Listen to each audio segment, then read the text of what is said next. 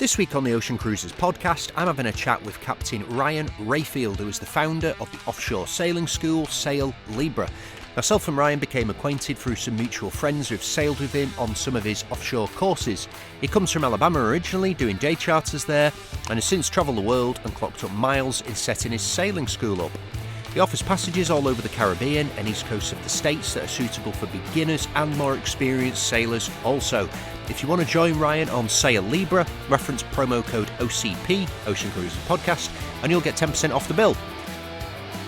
This year, the Odyssey Sailing Festival is taking place in Greece in September. We have a range of incredible skippers from all over the world, and also a celebrity chef from below deck called Marcos, who will be joining us and sailing with Glenn. If you'd like tickets, visit theoceancruisers.com/Odyssey. But for now, enjoy the podcast with Ryan of Sail Libra. There's a bunch of them that, I go and look at your Instagram where you announce all of them. I'm like, oh, I've seen them. I know them. We've met. You still got to go down the list. Like I talked to Duca and Roberta just like a week and a half ago because I'm in Grenada where they spend a lot of time down here. So just getting and feeling things out. But yeah, and then also there was another, that kind of double murder that happened here. I don't know if you've heard about that. The one yeah, shit, I have. Yeah. What's it like on the ground there? It's, we know that, people don't run amok escaping prisons all the time, right? So it just was a bad circumstance, the way that, when somebody doesn't have an option, and that's not typical to cruising, right? So this was just, it could have been a carjacking. It really could have been anything. Yeah. It just so happens that it was in our backyard and it just kind of sucks. But on the ground, as far as what people are doing here, there's not any kind of heightened security or anything like that. It's just, kind of a grim, and I haven't done the cruisers net in the morning or anything because my head's usually stuck in a hole, but it's not bad, but you don't want to act like it's just great.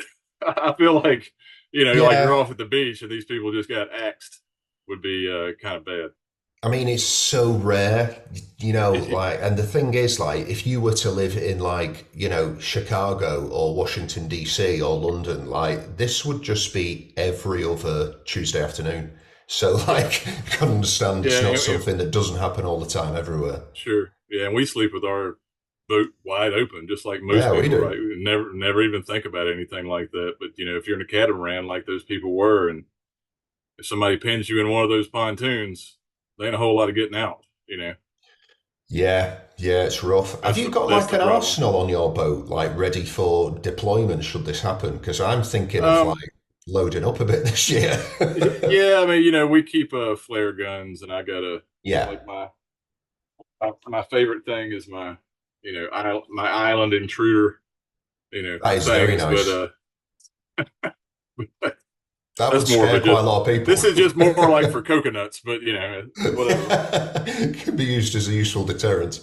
Yeah, it could be a deterrent, right? That's kind of like the Crocodile Dundee movie.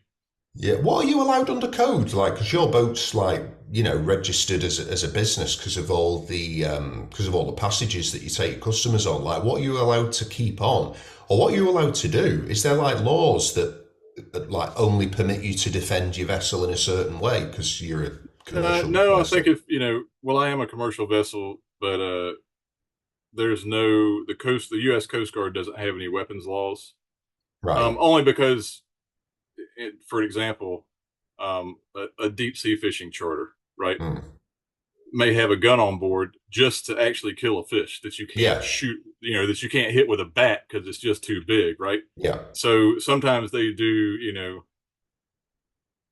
shoot animals on board commercial vessels only to get them to stop flopping around. If they're putting them, it's part of the job. But as far as I know, I don't know of any commercial regulations that prevent U.S. vessels. Now, there may be, but I haven't ever really had to look into it, right? This is not something that we would typically even try to discuss. And then the guns on boats and then all that stuff, I let everybody have their own conversations about those. I don't know, it's just that because that one gets eaten to death there. Yeah, if you want to spur a real debate between American cruisers, talk about guns on boats. That gets nasty. Boats, right. ASAP, it gets nasty. Yeah, exactly. Yeah, it only takes just about a little less than a minute. Yeah, it's a weird one because like I was talking to a friend from Florida, and he had a bunch of weed on his boat, which is harming very few people, and that would get completely confiscated off you. But if you've got like a semi-automatic rifle, Right? like Yeah, no issue. exactly. Yeah, no issue there. Yeah, and in the Caribbean, every island that you pass, it kind of smells like weed most of the time anyway. So it's not a problem down, not a Yeah, problem what are you down doing here. with But it? yeah, exactly. I guess they just burn fields of it here. It just constantly smells like weed in most places that you go. Yeah, mate. So just briefly explain so everyone knows, like, because we just brushed on it then. Like, what is your business and what do you do? So, Sail Libra started in, we bought this boat, and when I say this boat, Libra, which is what I'm aboard right now, The is a ship. 1969 Bill Tripp Jr. Custom 60, and it was built in 1968, 69. So I didn't think it's it like was that old. 54 years old, right? And Well, so my job basically is to keep it on top of the water like every day. yeah, Every day is a battle, right? Because it's just an old boat. The bones are old, but everything else has been redone, refurbished. yeah. I'm on my third galley, just because it gets Oh, well, ramsacked and used so much. We do so much cooking in there. yeah, Uh, yeah. but we basically bought the boat in 13, did a 2-year refit, and then ran the Gulf of Mexico doing, passage training between Pensacola, Florida, and Cancun or Isla Mujeres, Mexico. And that's about a 650-mile offshore run. I mean, they do a race every other Nice. year from Pensacola, and then out of St. Pete, they do a race also to that location. But in 15, when we started, they actually had the first race to Havana, which for Americans going to Cuba has been kind of locked down for a while. I mean, What's the there's deal ways with to, that? Like, can Americans go there now, or is there like embargoes and restrictions and stuff again? yeah, so there's a bunch of different ways to go to Cuba if you want to fly on a commercial plane, but Hmm. the Coast Guard stopped letting Americans take their private vessels. So you can't Right, take your boat, and then the FAA says you can't take your plane. But you can fly on right, Delta, or you can fly on a commercial carrier. You just right. can't take Okay. your own home there. And that was what kind of got lifted back in 2015 for quite a while, for several years. Was Hmm. those restrictions were listed. There was like 10 or 12 different ways that you could get a permit to go. But besides that, I mean, that was a great place. But that was the first time that this boat had really ever been on an offshore passage, with clients. Was that first race to Havana from Pensacola. And we actually Nice. ended up, winning our class, even though, this was a lot of guys that were first time really traveling international out of Pensacola. So it was really just a race to get there, right? So the Hmm. seriousness of the sailboat race amongst the racers was there, but amongst the cruisers like myself, we were just going to Havana. Have a cup of The tea, the the event was, an excuse to be able to get to go to Havana.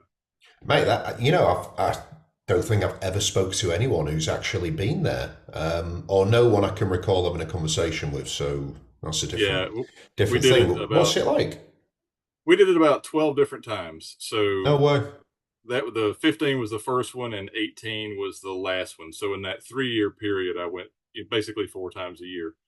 Um, it's a very interesting country to check in and out of. Hmm. Movement within the coastline. You have to check out of one town into the next. But we actually No didn't way. cruise the coast a whole lot. But basically, 100% of our time was spent at Marina Hemingway, just Hmm. kind of west of Havana. Right. This is Okay. probably 5 miles or 6 miles out of town. It's a really nice marina. It's one of the dynamite marinas, where they just basically blast canals and the Yeah. reef, and then it floods it in. And so when you get in, it's kind of tight and it's very gridded out, but it's a nice marina, and plenty of security. And I never felt unsafe or anything like that in Cuba. But Nice. it went through stages. So there would be times when I would go, the marina was full of boats because it was allowed again. And then toward the end, when things started getting, a little more pressure politically, I guess, if that's, there was a lot less boats. And then the Coast Guard stopped issuing permits altogether. So now the marina is empty again. And in the anticipation of hopefully having some of those restrictions lifted, there was other towns on the northern coast of Cuba that they started putting in big marinas and things like that. Well, they're kind of, except for foreign boats, they're kind of, they were doing it for the American draw, right? To people come down to these new marinas. But I think that they're probably overbuilt for the amount of traffic that they're now getting. But all of this stuff will eventually go away, right? I mean, it's been like 50 or 60 years of this embargo stuff. I was going to say hopefully, but it's got no sign of doing so yet. But, in my personal opinion, not that I really know anything about politics, it's going to be hard to just say, okay, we've listed the restrictions, and then all of a sudden there's 1 million American tourists the next day that want to go see Cuba. It would overrun or kind of overload their tourist industry really fast, just because they have never had to kind of have enough facilities for that many people. So I think that when they, having to have a permit to go is a way to kind of slowly introduce a population of tourists to the area. Just because we're so close, and it's a beautiful island. I mean, like, it's the largest island in the Caribbean. It's kind of off limits to Americans. Everybody else is fine, and I just, feel lucky that I was able to go on all those trips. And I was running out of doing my passages from basically South Alabama, which is Orange Beach, Alabama. But it's right next door to Pensacola, Florida, which is on the Panhandle. Most people have heard of Pensacola. So I kind of say, well, we run Pensacola to, Havana, because really, realistically, I have to go down the Intercoastal Waterway, and that's where I get out. So the bridges are too short in my town to get out into the Gulf. So I have to go down the ICW to be able to jump out and get, and then that's that, I think it's 650 miles or 600 miles from there to Havana. Yeah. Right. But it's a great spot. They have lots of interesting stories there. We couldn't cover all of them in 2 or 3 hours. It would be a whole another episode. Havana or the ICW? I think you mean Havana. Yeah, Havana. Yeah, I mean, great spot. Lots of fun. The ICW's got some good spots. Yeah, the ICW has a very good spot. So most people find them because they go around and got to back up. Yeah. That's the interesting spots on the ICW are shallow spots normally. Yeah. I don't think my boat would actually be very useful going down the ICW. Got like a 20-meter mast. Yeah, at 70 feet, you're kind of clipped. So 70, 72 feet, which is where you're sitting at right now. See, so Libra is 71 from the water. Because of the catch rig, I have a little bit, shorter mast. A little bit less. For a comparable size sloop. And that allows me to do some of the ICW, but there's still some shorter bridges, especially on the northern Gulf Coast. Yeah. I can't imagine I'd ever need to go up it, but from what I know, people who've navigated the coast, it's a safer option in some cases, I've heard. Yeah, so in the Gulf of Mexico and honestly the east coast of the United States, it prevents people from having to go offshore, right? So the ICW is kind of like a ditch. Yeah, and that's what most people end up doing. You're not necessarily going to sail the ICW unless all things are perfect. And then if something gets away, the wind would have to be very much on your side. Exactly. And then if something were to happen, because you're kind of sailing in this ditch, if you were to get a weird gust or something, it only 5 seconds later you're in the bushes. Yeah, you're in or aground, right? So most people they just kind of motor down, and what they'll do is they'll sail the bays in between. So coming down the East Coast, once you get to the Chesapeake, the Intercoastal just runs through there, but it's a big open spot. So that's when people get to sail and go explore a little bit. But the migration path of the New Englanders that basically go to escape the winter is pretty full in late summer and fall. Like by October or by Halloween, everybody's pretty much vacated and already headed south, just like ducks. Yeah, it does seem like a migration. It really is. a few sailors on Instagram, and it's like everyone's posting the same photos of the same Yeah, anchorages and stuff like exactly. that. Yeah, here we go through the city. Here, everybody's leaving Maine or whatever they were doing for the summer months, which is Yeah. nice. But yeah, getting down the ICW is typically not a problem on a normal size cruising boat with a 5 to 6 foot draft. Yeah. There's going to be spots that may look a little shallow, but you can more than likely go ahead and get through. I mean, there's barges and tugs and stuff that take it too. Mm. So, Yeah, I suppose I'll be weighing up those options when the time comes. yeah. Right, mate. How did you start doing this? So, how old are you, and like, when did you actually get this boat? Like, at what point in your life? Because this Yeah, is so a massive business that you've got in terms of like the amount of work you need to do for it. yeah, there is a lot of prep and a lot of work in this. So my career that I chose when I was young was computers. So I was a computer science guy. Had a job at Delta Airlines. I was in the airline industry for about 10 years and Nice. loved it, right? And that was very awesome. It allowed me to travel the world for standby, right? And we got to visit a lot of tropical places. Ended up using that flight benefit to go get on boats and help with deliveries. And this is kind of before Crew Finder and before the internets and before all this stuff where people could collaborate so much and say, hey, I'd What love year was somebody to help this? me. Late 90s, early 2000s. Yeah, so the internet like just started, kind of. Well, I mean, yeah, but just there was no smartphones, right? If you wanted to do something, you had No, to go to your computer. it's You had to go to good. an actual screen to do it. So I've tried to, over the past few years, um, after my Delta, and I moved to Orange Beach, Alabama, which is a coastal city. It's a beautiful area. It's just like Pensacola or Destin, Florida, or Panama City Beach. There's a northern Gulf Coast, and Alabama has about 30 miles of that coastline. A lot of I people don't was even realize that that's what I was Alabama going to has ask a now. coast, right? Yeah, I didn't think exactly. It's Alabama like, was one of the border states or something. I thought it was higher up. yeah, exactly. Yeah, you got Texas, Louisiana, Mississippi, Alabama, and Florida all have a stake on the Gulf Coast. And we You've got have 30 Mobile. miles of it. Yeah, we have 30 miles of it, which we have Right, 30 miles of nice beaches. And the right. nice beaches really kind of start in Alabama. So what I did when I moved to the beach, So you after can my cruise Delta, Alabama in your sailboat. yeah, you can go to Alabama in your sailboat. It's now most of it's Amazing. inside the ICW, so you have to have that mass restriction is there to be able to get So I in and can't out, right? Yeah, you go. got it. Yeah, what the areas that you would be able to go to would be like Pensacola and Okay. then Mobile Bay, which not very many cruisers go to. They're coming out of it. And those are the great loopers, right? The people that go all the way around the Great Lakes, Chicago, and come down the Mississippi River or the Ohio Mhm. River system, whatever path they take, they'll usually end up in Mobile Bay, which is Right. Alabama. But it's a nice area, but the water's not like it is here in the Caribbean for sure.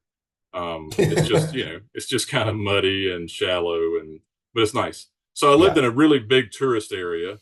When I was working at Delta, I purchased a 37-foot Irwin center cockpit, and Oh this yeah, was yeah. like a really just plain cruising sailboat that, Yeah, but they're pretty. yeah, they're pretty. They really are, but they weren't built for offshore. They were built to go to the Bahamas. This thing had a 4.5 foot draft, so like a meter and a half or so. Um, so a shallow draft, and that's what they sold this boat. This boat was a Bahamas boat, so people could go bounce around the Bahamas and kind of stay in that protected lake area where you don't Nice. get a lot of conditions, right? And the boat was set up perfect for that. It was also from 1974, so is an older production boat. And so I had my license to run charters, and I decided to use that boat and just create a day sail business. So take the family out, right? Take someone's family out. And I always did private trips, so I would take mom and dad and two 4-year-olds, right, for two Nice. hours to go sail around and look for the dolphins. Something that you would do when you're on vacation, right? So an So how much would you activity. charge for that? I mean, bear in mind this is like the 2000s you were saying. Yeah, this is early 2000s. So it was Yeah. about, I mean, roughly the boat ran for about $125 an hour. So a 2 hour Nice. trip would be 250, right? A 4 hour trip would be 450. So, and then a sunset cruise was about 2 hours, a little over, and I would 375. Something just collapsed in the boat. So the boat's back, rocking mate. right now. I don't know if you can see lights moving around, but the boat's rocking. Screw that Something's back in gonna later. crash. Right. Yeah, we'll screw that down later. So anyway, I created that business, and that business lasted. I ran that from like 2007 till really 2018, Wow. because it was about 10 years. And toward the Nice. end, I did both boats. So when I owned both boats at the same time, this one I was doing Havana and Cuba in the winter, and then I would do Mexico in the winter. These are trips that I can do from the northern Gulf Coast that are passage worthy, because the Yeah. Gulf of Mexico in the wintertime is no joke. It's a bit spicy, isn't it? Yeah, I mean, it really no different than in the Med in the winter. It gets nasty, right? I mean, these storms come down, it blows 40 knots for a few days, and it really churns it up out there. So once you get off in the middle, then yeah, it definitely gets rough. And then in the summertime, the Gulf is almost off limits because of hurricane season. Yeah. I mean, that's kind of like at the end of the bowling alley. Give me a second. I got to cover this port light up or I'm going to blind myself. Don't know what. I can't imagine where that's. Oh, it's from a port light in front of you. Yeah, there's a port light behind the. It just so happens that the boat's swaying. Boat's just spinning round there, mate. Our houses move all the time. Yeah, houses move all the time. There we go. That should be a little better once that falls over. Yeah. That's good lighting, actually. Yeah. Yeah, there you go. Okay. Yeah. So the day sail industry was really good to me. There wasn't a whole lot of competition in the area as far, there wasn't 50 other boats doing what I was doing. The market just couldn't handle it. And this is in Alabama. And this is in Alabama. And right. Believe it or not, I know probably a lot of your viewers will comment on this podcast, but Alabama is where the middle of America vacations. So what does that mean, the middle? Oh, the states in the middle. The states, yeah. So right. Kind of it's like Iowa over Oklahoma, Missouri. A lot of the states that are kind of in the middle. This is the closest nice beach to them. So the Atlantic beaches aren't that nice, right? Yeah. The water is just not that clear. But when you get to the Gulf Coast, they call it the Emerald Coast. The water has a nice little green tint to it. It's very clear. People go deep sea fishing, they dive, they sail. Yeah. There's a lot of different things that happen in kind of this tourist area during the summer. Now in the winter, everybody's back home, right? So the place just dies out.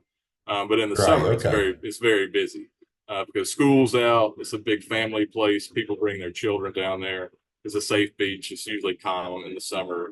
The water's nice is really the draw. And then their drive, even though like in Europe, if you had to drive 10 hours to get somewhere, that's forever. But people drive 10, 12 hours to get to the beach all the time in the States. So they choose not to go further down the coast to Panama City for whatever. People will drive 10 hours to go to a beach. Yeah. Yeah, I know, right? I laugh about that too sometimes. I'm like, I'm just very passionate about the activity. I won't drive 10 hours for anything. I know. And here I am saying that, right? And I'm constantly on the move. It's 7 miles an hour and do, sometimes I do 2,000 miles a month. That's different. Yeah, it's very different. But yeah, so Alabama is definitely a vacation destination for a lot of the people in the middle of the country. So you could say that the northern Gulf Coast, right? Alabama, where Orange Beach and Gulf Shores are, over to Pensacola Beach, and then Destin, Florida is just right next door to Pensacola, and Fort Walton, and then you have Panama City Beach, and that kind of covers everything. But the further east that you go, at least back when I was growing up and as a kid, so Panama City Beach, Florida was kind of spring break, a little bit more rowdy, more kid type activities, or teenage or college type activities, not necessarily families with small kids. So the further west you go from Panama City, the more family friendly it became over time. Okay. If that makes any sense without, I'm trying to think of a way to word that says that doesn't make it sound like Panama City is a college town still. because I think they've been trying to lose that, reputation like a Lose that. So where Daytona is that Beach. Panama City in like relation? Because I've never heard of Panama City, Florida. Panama City, Florida is a huge spring break and summer destination for a lot of people. Right. They've shot MTV shows there, and it was the college spring break, like if you saw a typical American movie and you saw a Hmm. spring break beach scene, Probably that's there. what everybody's kind of thinking about, right? That lay it out, sunny, big beaches, nice water, that type of thing. But yeah, and Oh, that's wow. so this is all the Gulf Coast, the Atlantic Coast, Daytona Beach, and all these other things, Miami. Completely different people, completely different crowd. But Yeah. the Northern Gulf Coast is really nice. There's a lot of people that I mean, I don't know, it's millions and millions. Yeah, that's my. So like Alabama has like beachfront ocean holiday resorts. Yes, mainly condos, right? So you would do an Right. Airbnb, or you're Yeah, a renting resort. from an owner. But as far as like hotels or like all inclusive resorts or something like that, those don't really exist a lot. It's mainly you go there and you rent a condo, Because it's and families going there on because it's vacation. So families. Exactly. exactly. It's not necessarily a couple's destination unless it's kind of early in the season, in the spring where there's no families there, or late in the fall after school's back. And then that's Right. when, you might take your spouse down, hang out at the beach, but it's still mostly condos. Nice. Where are you from? Because you've got a bit of like a southern accent, I suppose, haven't you? Well, yeah, I am from Alabama. I grew up Right. in central Alabama, just Right. probably about 4.5 hours north of the coast. Okay. And I grew up on a lake, Lake Martin, which Like is a big Martin. lake in the state, and that's kind of where I learned to sail and boat. And I mean, I've been on a boat since, I mean, honestly, since I can remember. There's pictures of me with my dad, in like a what we would call a fishing boat or a bass boat, like a Yeah. motor on the back with a little trolling motor on the front, where you can kind of fish around the shoreline and catch fish for fun. And so Nice. that was kind of how I grew up. And then a Sunfish was my first sailboat, and that I kind of found it, on the lake. Couldn't really find its owner, so the only thing it had was the board itself, and the mast was kind of laid across the deck of it. It Right. didn't have a tiller, didn't have a centerboard. It didn't have all the things that you needed to sail. So I ended up like Okay. getting a stick and making a boom and like cutting one of my dad's good tarps, right? So he's like, "What are you doing cutting my tarp into a triangle?" I was like, "Well, because that's what a sailboat looks like in a picture, right?" And sunfish sailboats don't really have a triangle sail, and they definitely don't have a jib. But I I was able to make this really kind of archaic looking Tom Sawyer type sailboat and Downwinder. sail it around the lake. And, it probably was a little comical to the people that were watching me do it, but it's just a kid playing outside, right? I was up until I was about 14 years On a old, stolen boat. yeah, basically on a stolen boat that I kind of found back up washed up on the shoreline. Anytime we would have a flood, it would go up in people's yards and float tree limbs and debris. And apparently, this boat was just pulled up on the beach somewhere and it floated away. But none of the good stuff was left with it. Yeah, It's quite just interesting that you. a mast and That's where your career basically a started. surfboard. Yeah, that's exactly how it started. When I worked in Delta, I was in Thailand for quite a while, and I sailed there, moved boats around between Very Thailand and nice. Langkawi in Malaysia. Oh, cool place. And that was really learning, right? So that was me just observing, right? I wasn't hired anything to be on a boat. I was begging, basically begging to get on a boat just to Yeah. have the experience and really to get out of the city. I was kind of in Bangkok doing some work stuff. But I would go down to the southern coast, which was at the time was Phuket, where it still is, but it's not as, I mean, it was busy when I was there as a early 20s person, you know, which would be early 2000s. But Hmm. it's like a city now. I mean, it's just massive sprawl. I met my wife there, ex-wife now, but anyway, we were married for 14 years.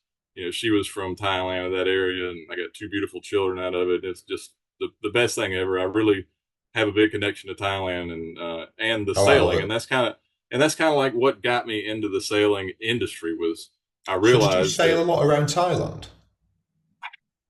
kind of Okay. because I was moving boats between there and Langkawi as a volunteer. We Yeah. would sail down the coast, and this thing's it's only like an overnight sail, so it's Yeah. not a far journey or anything. But yeah, we were kind of down the coast, but being able to actually go and enjoy sailing around the Phuket area, I never really did that. It was Have you on the ever had boat. the It was opportunity on to a do boat. that yet? Not as an adult. So Oh yeah, I man, you would got to plan get to there. come back. Well, yeah, I'm never going to get there. I'm not an adult yet. I've been trying for like 20 something years to become an adult, and I've just kind of given up. They say that you can Yeah, either choose that's to be a it. sailor or choose to be an adult, and I guess I chose to be a sailor instead. So Who said that? I don't know. It's a saying. This is Whoever oh, a lot of people have said whoever said it, it. yeah, whoever said it, I give them props, but it wasn't me. But yeah, Yeah, it's I was gonna probably say. on one of those T-shirts, right? You just see them randomly on the internet. It Yeah, says, maybe the "Yeah, when bumper I grow up, sticker on the back of a yeah, boat. exactly. Yeah, when I grow up, I'm going to be a sailor because I chose not to be an adult." Well, what are your aspirations for cruising? Because the business that you're running now is serving like offshore passage customers who want to learn how to, Right. I So yeah. suppose, So we cruise the world do. themselves. But like, where Yeah. do you want to go? What do you want to do outside of work? So outside of work, I spend a lot of time, or we're going to use the word free time very loosely Right. because I don't get a whole lot of that. But when I do have free time or downtime between passages, I do like to do a little carpentry work. So, Nice. and that helps with the interior of their boat. And it doesn't mean that I'm always working on the boat. I mean, I'm not carving out, spoons or flutes or anything either. I mean, if I'm doing carpentry, it's probably something on the boat or a knickknack shelf or something like that. And so Yeah. that's just kind of an outside hobby. My goals for later in life with this business, and because it's hard to separate my business life and my personal life because they're so intertwined. Yeah, You it's know, the same thing. I live at the office basically, right? It Mm. really is the same thing, and then I get to enjoy these. Like I'm in Grenada, right now between trips, which was the whole reason that I was able to even, send you a message and say, "Hey, I'm available. I've stopped moving for a moment, so maybe I can sit down and gather my thoughts."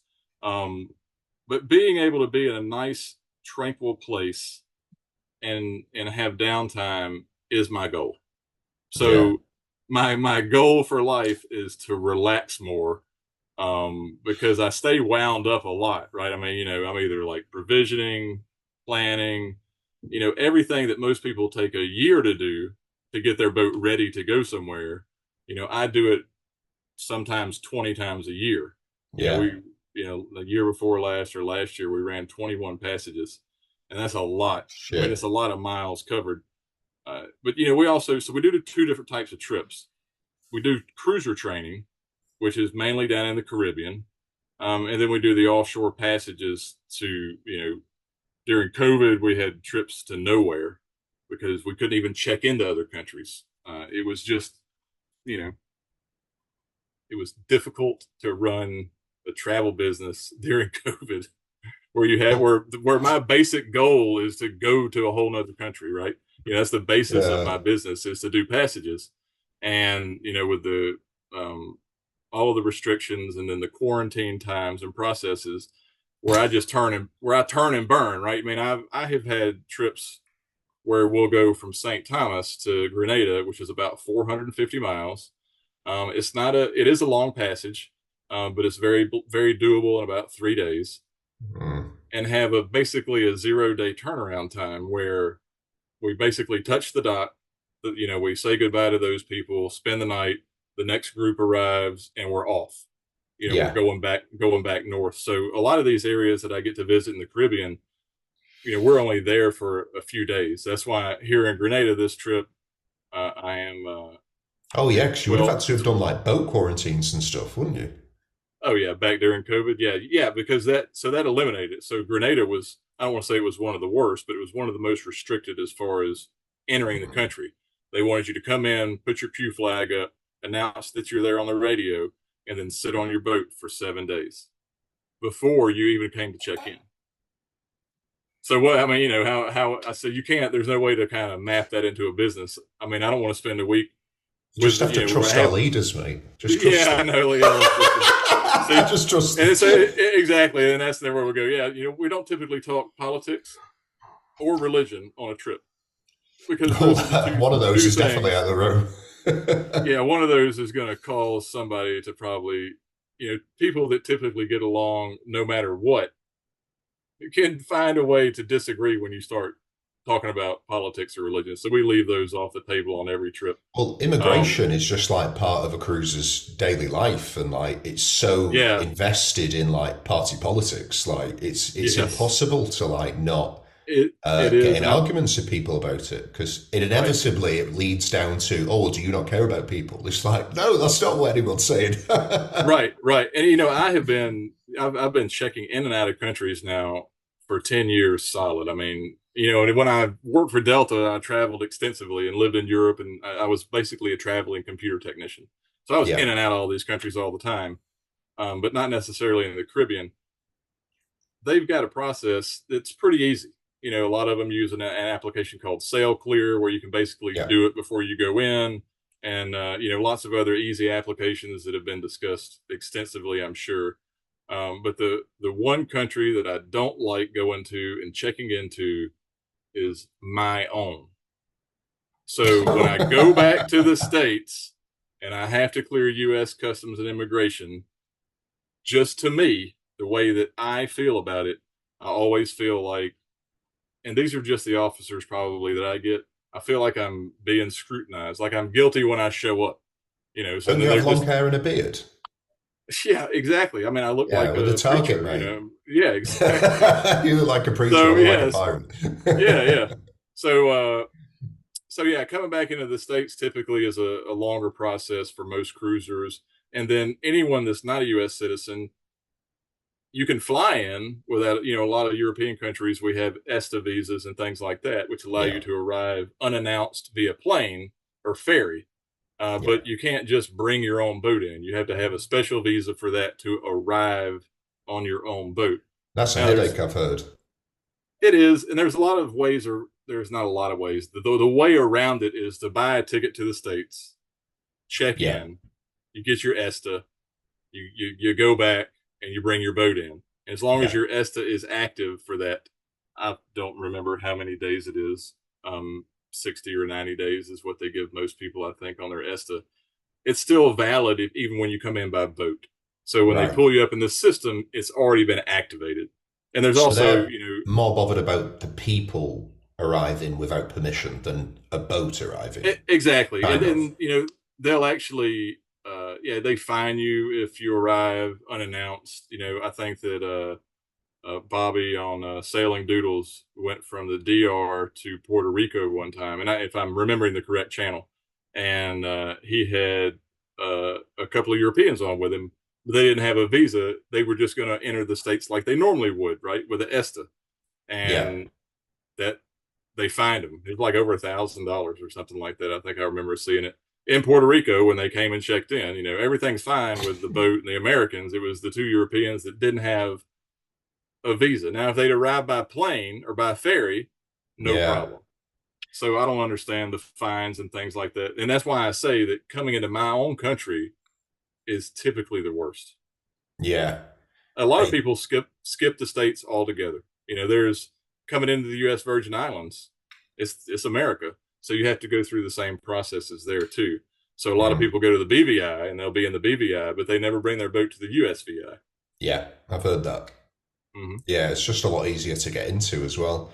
I was watching a documentary on it because obviously, like, everyone's talking about the illegal immigration stuff in America now, but they were saying how hard it is for Canadians to get into America, which was pretty funny. They were saying like it's so easy if you come from like any country in the world, but Canadians are just treated horribly. I just it's like I have a lot of Canadian clients, and one of the first that I took out years and years ago, he was a security guard at a prison in Canada.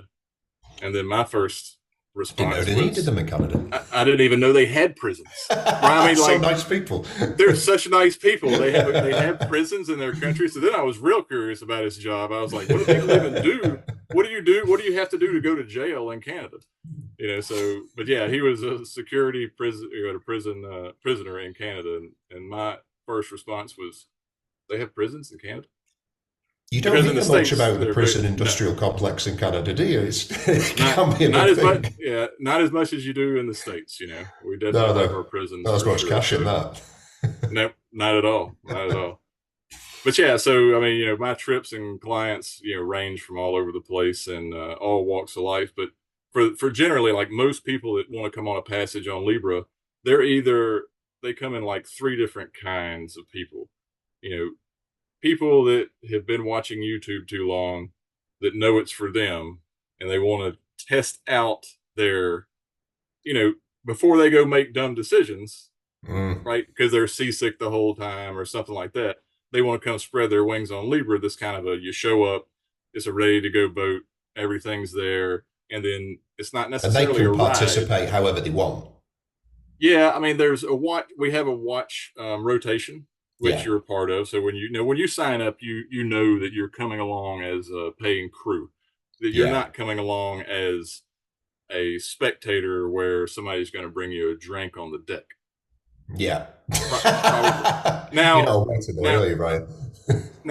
now, in saying that, I am very lucky to have an awesome mate, and she's from Holland, and she works in the Caribbean with me, and she would probably bring you a drink on the deck if you asked for it. She's so nice. But she's in charge of those creature comforts, and she makes food and things like that. Beautiful stuff. You can look at, some of the Instagram things. There's just friends send me photos of the food that she made. Yeah, right. Exactly. Yeah, there's beautiful stuff out there that she does. So you're definitely not going to go hungry on this boat. But what I've learned over the years in running these trips is you don't really want to throw somebody that's from Kansas in the galley in 6-foot seas with a knife. Right? For so many reasons. So for a lot of reasons. And there's definitely been a lot of trips that I've run solo, right? So like John Kretschmer, he's always run his trips solo. Yeah. He has a little bit smaller boat, but as far as having a mate that kind of cooks and kind of takes care of the common areas and kind of tries to help you with your stuff, he's always done it solo. And I mean, fair play to him as well. It's hard. It is hard to do that. And having a mate makes it so much easier, and it makes it so much easier too for me. With I know that the clients enjoy it only because they're not eating peanut butter and jelly sandwiches every day. There's actually a nice cooked meal or breakfast or something like that. Now, if the conditions are really bad, we open our snack drawer and that's dinner. Biscuits. Exactly. But I have seen, I've seen my mate Sonny cook in, we're falling off the 10-foot seas and her feet are coming off the ground in the galley and the stoves all over the place. And she's chasing stuff all over the counter. It can get very real out there sometimes. So it's the people that come with me, chef to be like a chef on a passage baking boat. Exactly, and I digress, right? I'll go all over the place if you don't herd me in somewhere, but just those types of clients, right? So there's the guys that have a boat and they've been prepping it to get ready to go somewhere. And so now they're looking to get maybe some offshore time, but because maybe what they've done is Chesapeake Bay, right? Yeah. Or Tampa Bay or the coastal Florida area, or maybe the Keys. But before they take their own boat off on a longer journey to where it's a multi-day passage, right? I mean, 3 days for a lot of people underway that's a lot, right? I mean, you wouldn't necessarily leave the dock. Oh, for most sailors, and say that, you know what, I'm just going to run this 3-day trip offshore by myself. It's just, some people do it, but some people do it. Not if you got a big boat, and not if you've really been planning. You're going to have your things, but those people want to be educated and they want to see what the conditions are going to be like out there before they get their vessel out there. And then they're just looking to learn some of the techniques that we use offshore that you wouldn't typically use if you were, say, a racer. so, and then I kind of categorize most of the people that come along as cruisers, dreamers, and racers. That's about the It's three types interesting of that you get sailors. racers coming on board, because it's like, I see it the other way around. Like, I'm definitely a cruiser. I like to chill out and, enjoy a tea while sailing. That But I do exactly. racing to learn how to sail trim better and to operate the boat better. Never heard it That's the other right. way around. So that's the way that most racers are taught to race in a protected body of water. Yeah. So when you add the element of a sea state and then maybe a lee shore with a bunch of rocks on it, or Surprises, basically. yeah, something like that, you're not gonna want to adjust that jib 3 inches, right, to get those tails to fly exactly right. A lot of the times, our tails are just all over the place because we're trying to sail comfortably, right? So we don't want Yeah, to, true. sheet things in, and then we're not looking at. So the racers want to make sure that they're getting every ounce of performance out of the boat that they've been given, right? And so when I have racers that show up, I mean, I got lines. Like, if you want lines to pull, I got vangs, I got lifts, I got, man, Loads of there's sails. probably 50 different things you could pull on this boat if you were a racer. But I mean, I got guys that don't even have, there are race boats that don't even have cleats, like smaller ones. They just Yeah, hold it. They just hold the it small so they ones. could ease and bring it in. Yeah, that's not the case. If you were to try to hold these lines and ease them in and out, you would 60-foot sailboat. you would just like literally wear yourself out. And Libra has original winches from the 60s. So Nice. they're a manual 2-speed. You have to have a tailer. So that, and could I have replaced all that? Sure. But what I feel that gives you is a little bit of kind of team spirit, because now bringing the jib in is not just a one person job, right? You got to have a grinder and you got to have a tailer, and you need to be able to communicate what you're doing between each other while you're doing it, right? And so, and you're doing it with a stranger typically, right? It's because I'm not the one that's going to be there with you. I'm usually, on the sidelines or behind the wheel, and I'm just kind of, most of the people that go with me have probably sailed some. I'm not the first step, and I'm definitely not the last step. But I probably have more people that sail with me because they have already owned a boat and they know how much it costs to keep and maintain. And so they're spending 20 grand a year to have a sailboat, and they get to use it 4 times or 3 times. And as they got older, those numbers went down drastically to where it just becomes kind of the white elephant, right? Yeah. So by the time you add up some insurance and you add up your slip rent, for a year, especially in Florida or even in New England for a season, a slip would be 10 grand. Crazy probably a less expensive place. I don't know exactly what the rates are in New England for the season, but I know that up there is different than in the South, where in the South we have a 12-month season, and in New England it's like 4. But it's more total for the year in New England than it is in like in the South where I'm from. Oh yeah, it's those people, heavy tourist area as well for affluent people. Exactly. Yeah, so those people sail with me to get their sailing fix, right? They know they like to sail, they know how to sail, but they want to go to places that they've never sailed to and be able to experience it in a more traditional way than a $1.5 million Fontaine Bougeot catamaran, right? So they're not looking for that experience. They're looking to be able to get on something by themselves where they can meet some like-minded people and have a good time for a week. Whether it is an ocean passage that maybe they've kind of longed to do, that's a kind of a goal for a lot of people, or just on this last trip to get to Grenada. And for me, the Eastern Caribbean, there's a lot of islands here, right? I mean, you can start naming them from the top, right? So you have the Virgin Islands a little bit more to the west, and then really St. Martin is kind of the most northern populated island, that little group of islands right there. And then all the way in Grenada, if you're not counting Trinidad and Tobago and a little bit further points south, but like the primary Eastern Caribbean, I do that up and down the island chain. And we don't necessarily always know where we're going to stop because, weather, wind, and all those things.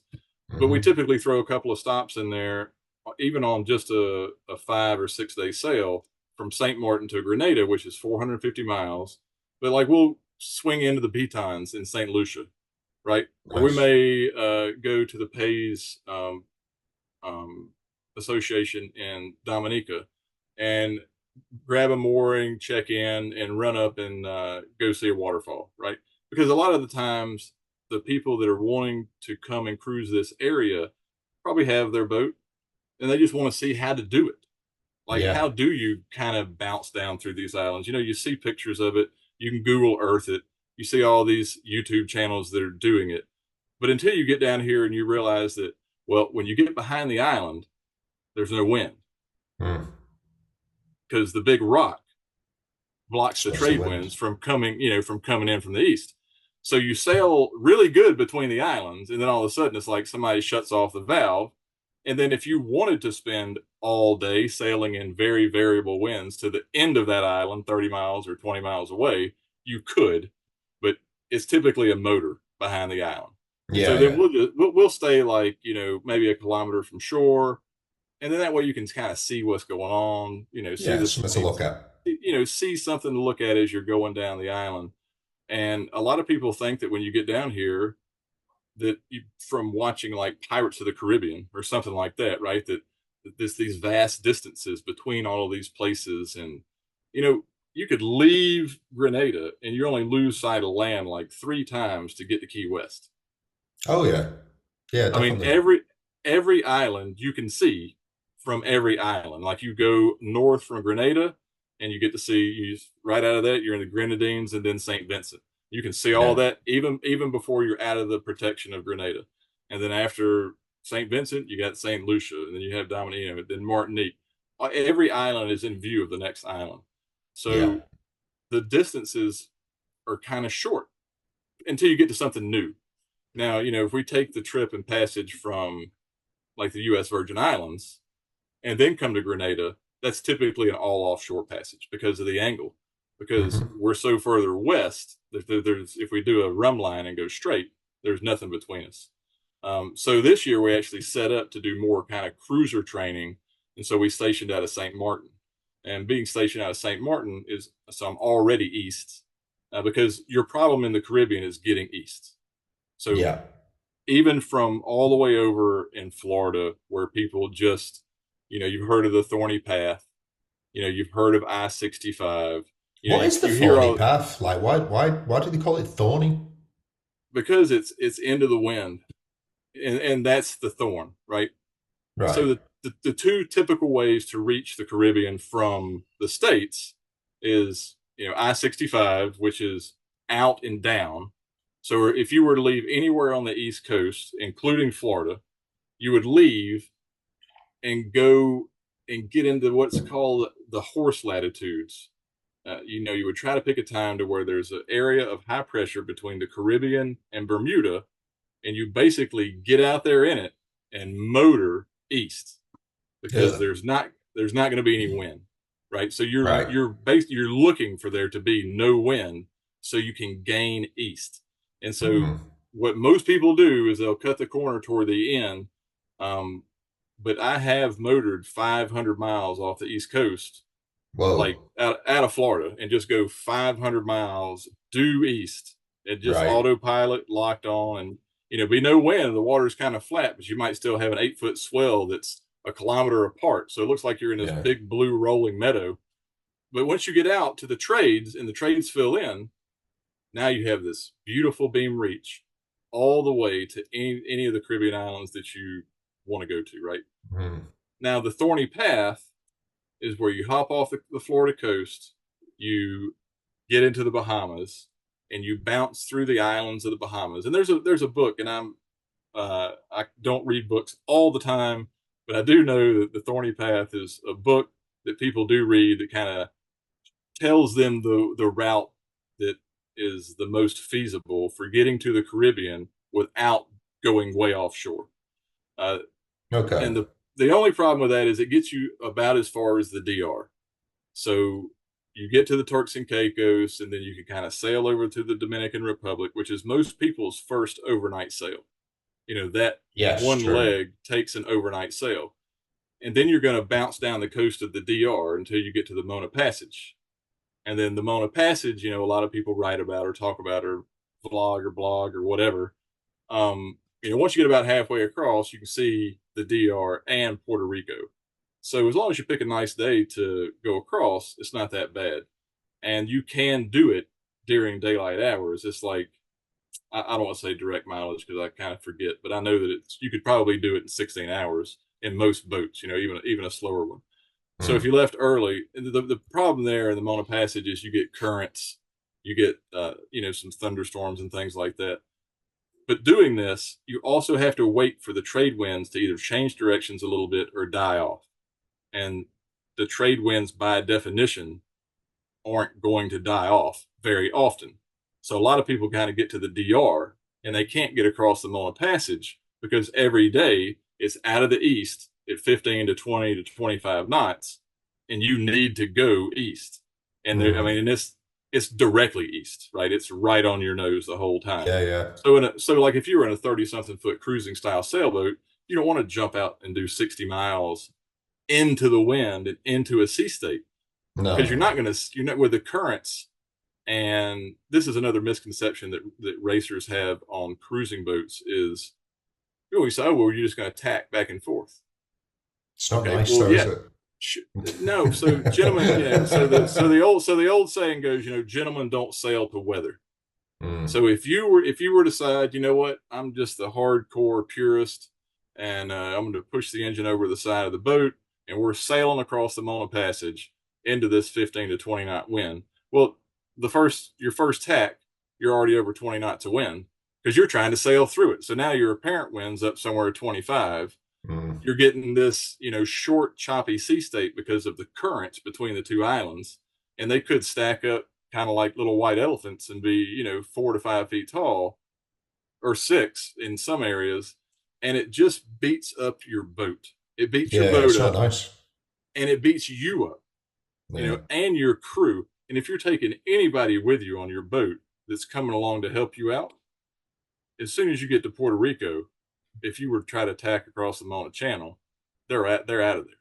They're flying back home. Yeah, they've been beat up enough, right? This thorny path can be very thorny if you don't get good windows of weather, right? You need to be able to motor a lot to take the thorny path. And now, so Libra being, you know, 40 tons, and me running on a schedule, I have, you know, I'm motored the Mona Passage where it's kind of nasty, 6 to 8 foot chop.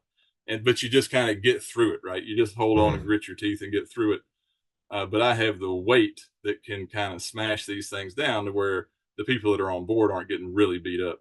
But in a smaller boat that's a light boat, and really any kind of new production boat is going to be kind of light and have a flat bottom, it's going to be rough. It's just going to be horrible. And if a catamaran, just stay in the DR. I mean, you know, you're going to have a really dead day to motor into that. But going back to that misconception where people think that you can just tack back and forth, remember, the waves don't want you there, right? The ocean doesn't really want you there. That's what the waves are for. They're constantly trying to throw you out. So as soon as you leave the shoreline and you start sailing into this east wind, it's going to start pushing you back. So when you're a racer sailing in the bay, you're always making way. You know, you're hard on the wind, you're on, you know, you're close hauled, you're beating into it. You can maintain forward progress because you're not also fighting a sea state. Yeah. The problem with a sea state is the tighter that you try to go into the wind, the tighter you end up going into the waves. And depending on the sea state and the size of the waves, you might not move. Very true. When you tack and you expect to be going at a way different or closer angle for your approach, you may be going parallel to the line you just made, because that's just the way that, you know, when you're sailing these bigger distances or bigger bodies of water, you're going to get kind of stopped by the sea state. And so the thorny path is you have to wait for the wind to die. And when you wait for the wind to die, you know, you have some time to burn. But the good thing about it is a lot of people, that's what they're looking for anyway.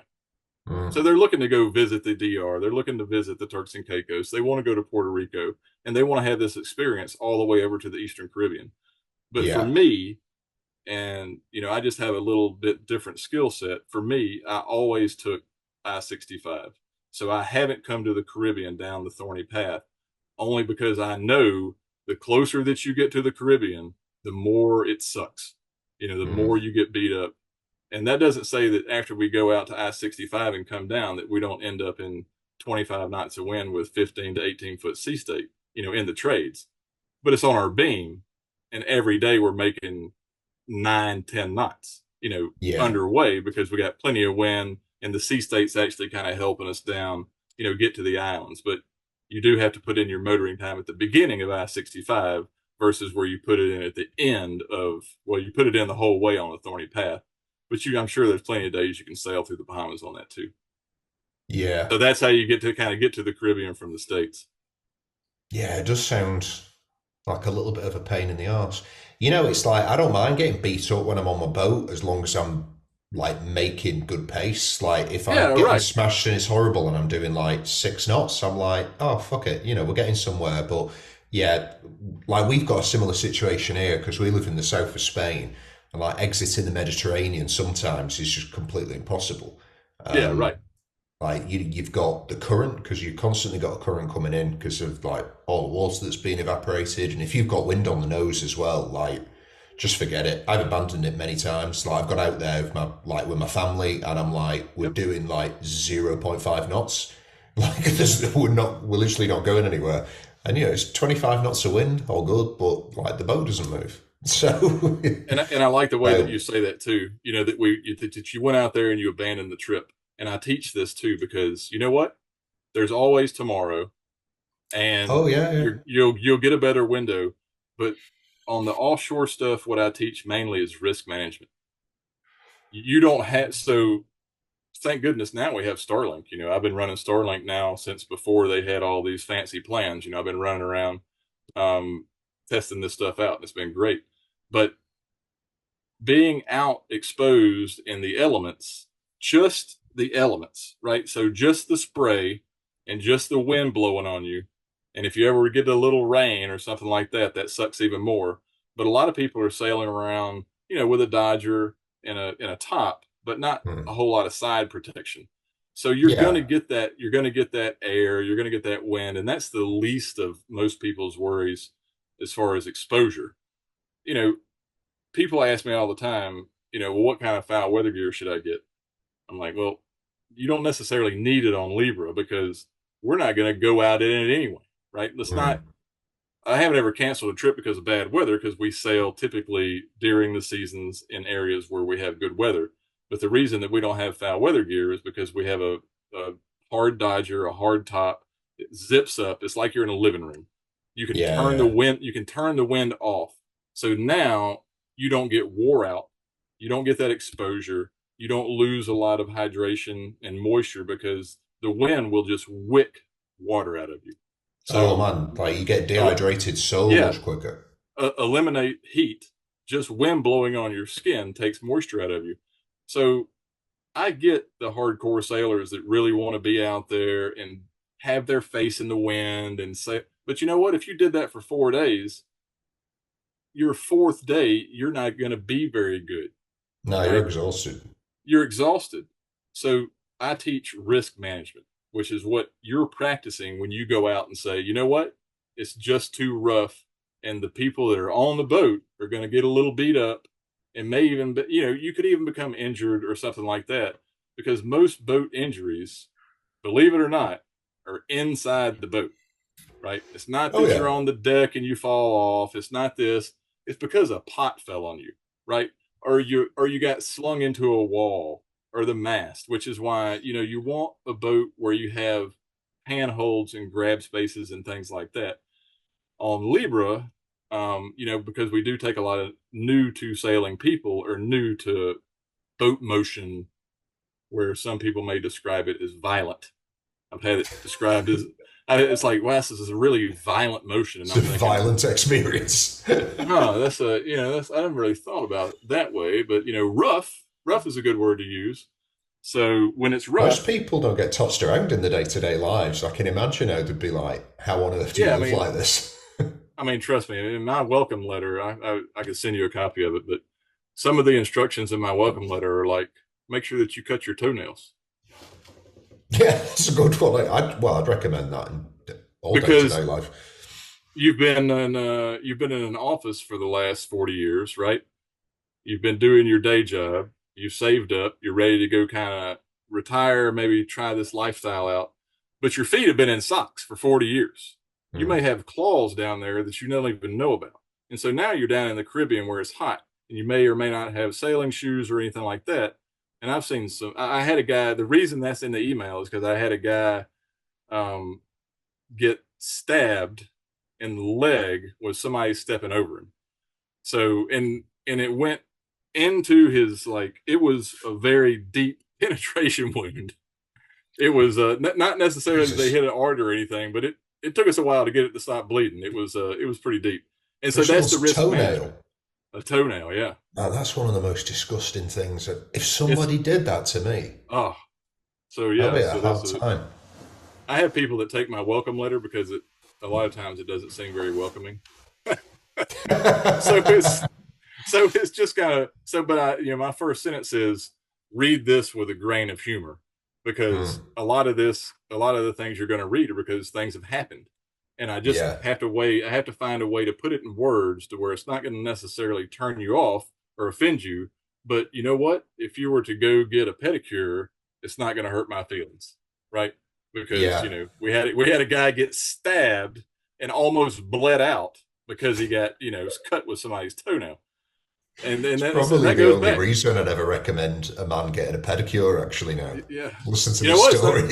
It's not that bad, right? No, in the email it actually says, now this may not be a treatment that you're used to doing, but let this one be your first.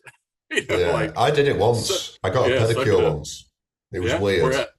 Where was it at? It was when I was in Dubai, because the men over there pay a lot of attention to the way they look. The grooming, right? Yeah, sure. Yeah, which is fine. Apparently, I'm lacking there a little bit. We wouldn't know. Yeah, right. Yeah, exactly. It's not for us. How that is. But they'll go and have like facials and pedicures and stuff, and I was like, no, I'm never doing that. It's just not in my DNA to do that. And I went once, and I did hate it. I'll never go back since. I don't want people playing with my feet. Yeah, the first time I did it, they kind of take that cheese grater and kind of take the bottom of your foot off. You have dead feet. Like, I just want guys to get their nails done. Go get your nails trimmed and dulled. That's what I want you to do. But the pedicure where they're like basically taking all of your skin off the bottom of your foot. The first one that I ever had that I'll always remember was I couldn't really walk the next day. Right. And I'm sure that the lady that was on the beach had a license, and knew exactly what she was doing and all of this other stuff. This was in Thailand. I think it literally cost me $2 for an hour for her to do my nails or whatever. But I don't know if she was talking to her friend too much, but I think she removed too much skin. So I couldn't physically walk the next day. I was like tenderfooted, get a lot of but you're used to having like a good layer of, dead I am now. protection on there. Yeah, I am now. This was back in my first pedicure was back in my Delta days when I was in Thailand. So, because everybody else seemed to be doing it. Yeah. They're sitting in a beach chair hanging out. They come by and offer you coconuts, or they come by and offer you candy or a float. And then so there's a group that comes by and offers you pedicures. So, do you know, actually, do just about anything you want. I was going to say the first time I had a massage was in Thailand, and not, no, this isn't a joke. A lot of the jokes start off that way, but I understand what you're saying. Hey, you know what? Mine also in the same fashion too. So proper Thai massage, yeah, on the beach too, yeah, on the beach, yeah. I remember I was down there, and it was something ridiculous. It was like $5 for like an hour, and I got roped into that, and I hated that also because she walked on me, and I'm like, I don't understand. I didn't get that. At the time, my only experience of massages was like, sports rub or something, like they get a knot out. So she full on stood on me. I was not impressed. Yeah, was she a big girl or normal or? Like, no, most she of the time was they're like about they're like 80 pounds, right? Yeah, exactly. They're not very heavy at all. That was the same thing. I was a little weirded out, but then I kind of, because I lived there for 4 years, so I kind of got into it. You can go to a massage place. It's 2 hours, and we're talking about legitimate massages here. If you go to a Thai massage place.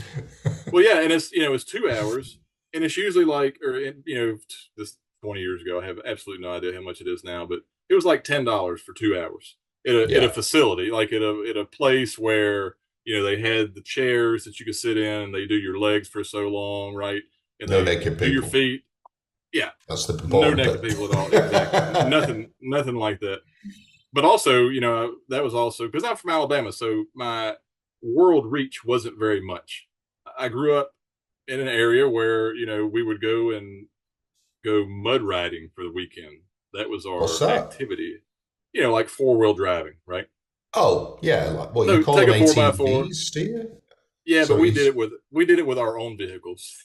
So we oh, didn't have, yeah, that's fine. yeah. So big trucks, big tires, kind of redneck type stuff, Yeah. and then go. I had a blast. I had a great time. But as far as being introduced to a lot of different cultures, it wasn't there. I mean, I grew up in like literally a cotton town. We had a cotton mill, and that was where everybody worked.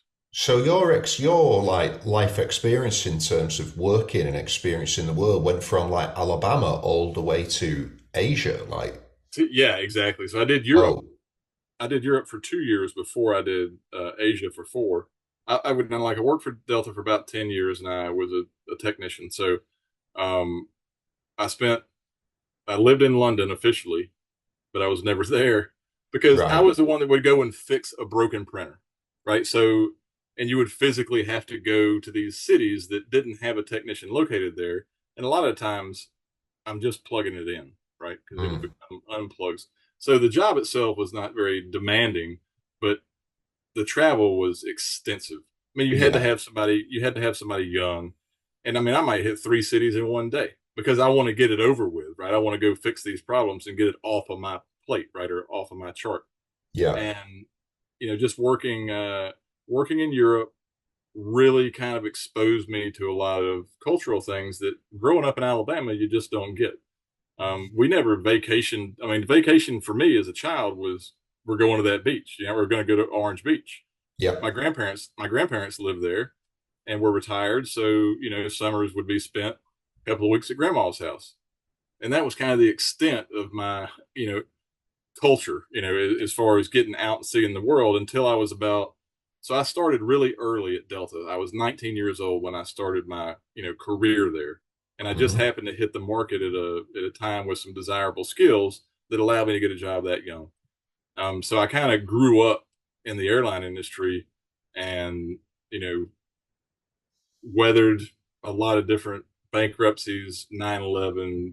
Just the airline industry is a turbulent industry anyway. Yeah. But living in London, I would work so that was when Greece was building their new airport outside of Athens. The airport used to be in downtown Athens. It was that was the airport. Well, they built a brand new one. Of course, it's probably not brand new now because this has been 20 years ago. Still And so I good. was there for like 3 months. Live at the Ah, Hilton, like overlooking the Acropolis, and that was my house. And I would go home every night to the Hilton. not bad.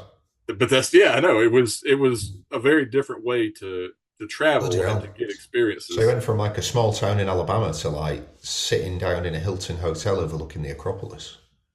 Yeah, I mean, it That's wasn't wild. that, and that's yeah. The way that you put it right there is eye opening to me too, because that's almost exactly what I did. I had Yeah. several different jobs before Delta in the tech field or in technology that bounced me through that very quickly into the upper positions. So Do you know a I weird didn't have a whole parallel lot of on that? growing. Like, just you've gone from literally like the newest version of democracy to the actual founding of democracy. In a Yeah, way, yeah, like yeah, going from like exactly right. America, which Yeah, is the latest experiment, like back to Greece. Like, it's right. Yeah, crazy and then you transition. have the guys with you know I, whichever the main square is in Athens, and I'm sure a lot of people know exactly what I'm talking about. They have basically the soldier that guards. I think it's the Oh, it's where uh, the diplomats are and the yeah, yeah. But there's yeah, I the know guards. him. They have little pom poms on their shoes. Now every country has a different type of military uniform. And Yeah. so they have like usually it's like a marching band and you have something on your head. Well, these were on the tips of their shoes. I've never Oh, noticed and that, really. yeah, I always thought that was very interesting. And this was also when they had drachma. So, or whatever, I just probably slayed the name of their currency, but before they had euro, right? So, and the denominations were like Oh a god, man, million, a million. it was super cheap Yeah, Greece back right. then Like, as well. Because I yeah, went a yeah, couple of times before they got on the euro, and the difference yeah, was like shit cost double, like yeah, literally when they yeah. changed over. Overnight, Yeah, literally yeah, overnight. And so the coolest thing to me being that old was I'm looking at currency that has a million on it.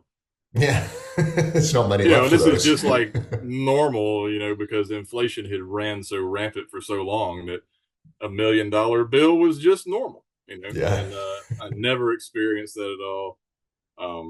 But yeah, you know, living in Greece was very interesting. But I lived a very like starting off, it was very sheltered because I woke up and I did my job and I went to work and I did my work things and I hung out with my work buddies. And when I would come back to be done for the day, we're kind of all still there because we're all doing the same thing. And we basically just In ended an up hanging American out like hotel in the an center of American Athens. hotel, you know, just like a lot of traveling salesmen used to do or Yeah, traveling yeah. technicians.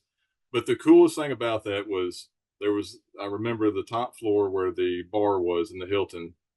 You know, it's on one hill, the Hilton is, and you can see the Acropolis right behind the bartenders. And Yeah. you know, it's still several kilometers away, but it was just being in that.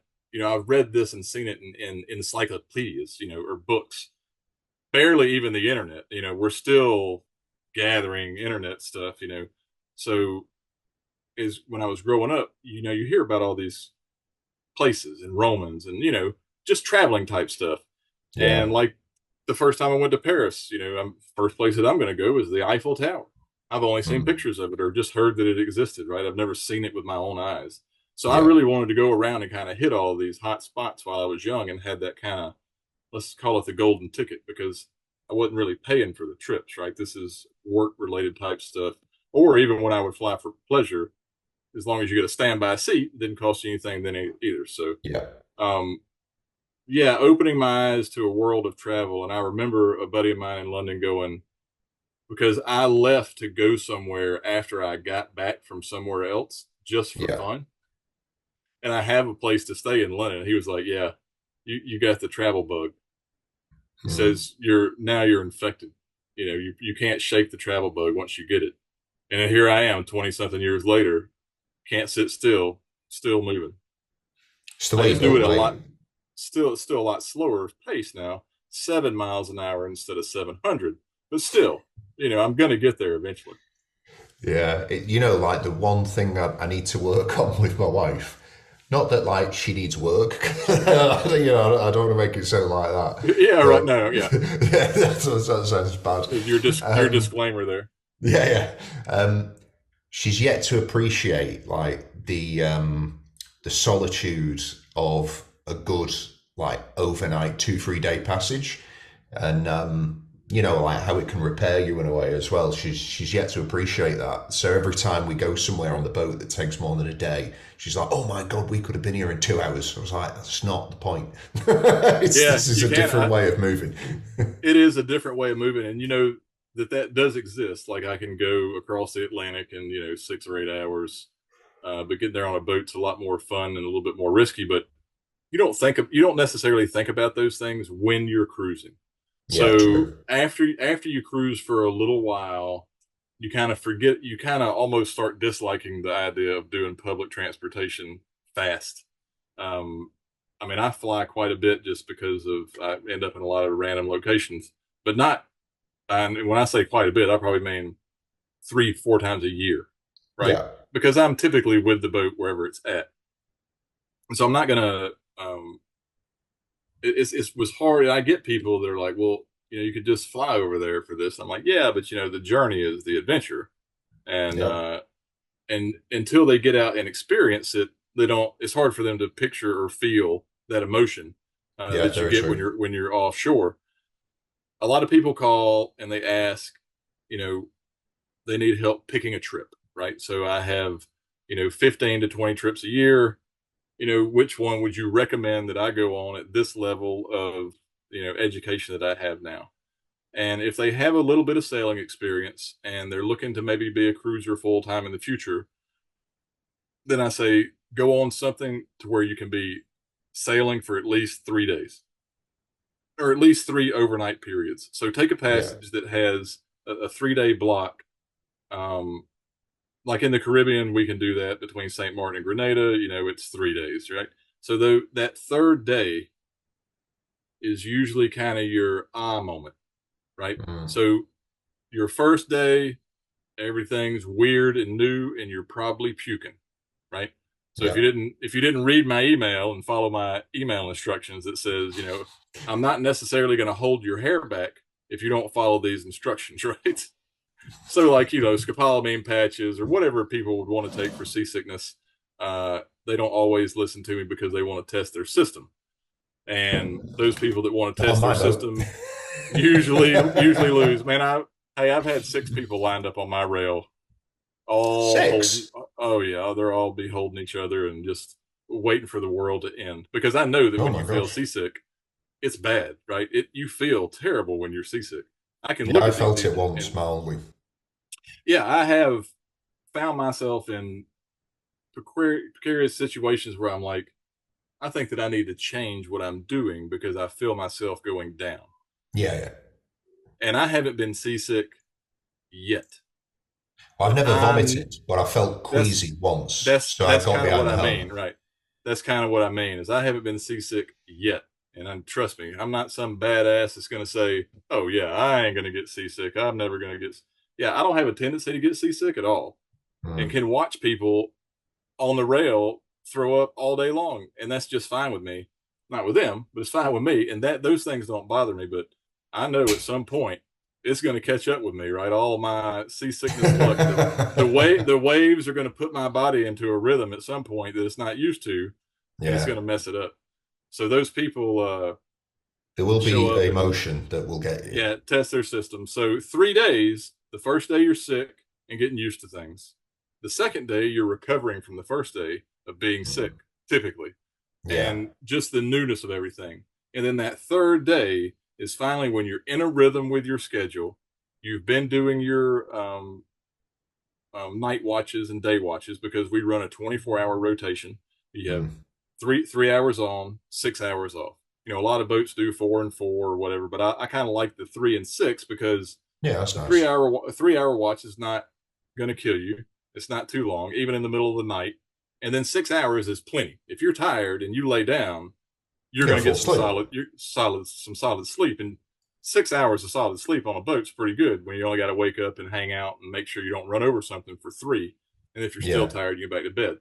So that leaves most people awake during the day, but and then they have their little routine in the morning. And on the trips that are longer than 3 days, you really kind of get into a rhythm and you understand that being offshore on a longer trip, on a journey, not necessarily a sail for the afternoon, is apples and oranges, right? From sailing around in the bay, because it's more of a business because you're controlling yourself, you're learning, you're staying safe, right? Like sometimes it's so rough that when people come down my companionway, I'm like, look, today's a scoot day. That means you put your butt on the floor and you scoot the other 15 feet to the head because standing up, I get a lot of people that are tall, top heavy, maybe a little bit bigger. That doesn't necessarily stop them from going, but they fall a lot harder. I mean, if you, I had a guy he was in the galley and the boat. It's not that you fall, it's that the boat moves around you. You're really the stationary object. So the boat took a dip, went to 0G. His feet kind of came up for a second. By the time his feet came back down, he'd moved about 15 feet in the boat and ended up kind of tangled up around the mast, starting off in the galley, which is, I don't know, you can't see, but it's quite a ways away. And so that's that risk management, right? So anytime you're offshore and you're away from help to where your nearest help is going to be I hate to say a helicopter, but at least a ship or somebody that could, come provide some type of assistance is going to be a long time. So if you get hurt, not only are you going to be typically in pain for a long time, it ruins the trip for everybody else. And you need to, and this, not just on what I'm saying for my trips, but on your own boat, on your own vessel, risk management when you get offshore is like the number one thing that you need to do. Now, you don't need to be a paranoid crazy person, right? You don't need to do that. I'm just saying that when you're doing your motions around the boat, think about it. And so Yeah. the pictures and in the magazines and some of the print media that a lot of people get, they see, and at West Marine, the clothing, this sailing clothing, right, that they sell. You can go get dolled up by any brand, right? Helly Hansen, Mustad, all these great, and they're all great clothes and all great brands. But if you're 65 and getting into retirement, do you really think that you're going to go on the foredeck of a boat in 6-foot seas with a little red light on your head and all of this gear strapped down to the deck to go grab a line and retie it? That would be just an unnecessary waste of risk, right? Like, there's no reason. Yeah. Before you put yourself in a bad position, think about it. And that's really what I mean about risk management, right? It's like, is it safe to go on the foredeck and do this, even if we're strapped in at all these conditions? Well, it may be for a 25-year-old, right, that's been racing and sailing and smashing through the waves. And the bowman's always kind of the younger guy because he's going to swim most of the time anyway. And it takes a lot of endurance to do those things. And if you were to do that as a retiree or somebody's getting ready to retire and you're a little older, that goes back to being exposed, right? You just put yourself out there for all these elements to just clobber you right on the head. And you may get a sense of accomplishment when you're done tying that line, but you just put you at risk and a lot of other people that were on the boat at risk too. And I'm not saying that things don't need to be done on the boat. I'm just saying, manage it out, right? Can that wait till tomorrow, or can it wait till a better time? There's all kind of stories to where people get hurt just on the boat. Yeah. All in all, falling off is very rare, but getting hurt on the boat is very often. I mean, I had a guy that just drove his dinghy into a cruiser friend years and years ago, 15 years ago or so.